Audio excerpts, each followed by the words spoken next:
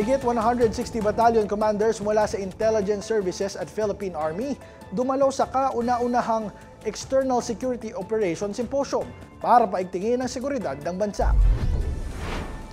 Pinangunahan mismo ni Pangulong Ferdinand Marcos Jr. ang pagtitipon na layong pagbutihin ang koordinasyon at kahandaan ng mga matataas na opisyal ng militar bilang bahagi ng pagpapalakas ng external defense posture ng bansa. Ibinahagi ng Presidential Communications Office sa Facebook page nito ang ilang larawan ng Pangulo habang nakikipag-ugnayan sa mga commander. Ayon sa PCO, binigyang diin ni Marcos ang pangangailangang paghusay ng seguridad at katatagan ng bansa sa gitna ng nagbabagong hamon sa loob at labas. Sa mga nagdaang linggo, sunod-sunod ang pagbisita ng Pangulo sa iba't ibang kampo militar bilang pagpapakita ng suporta at determinasyong paunlari ng defense capabilities ng mga tropa.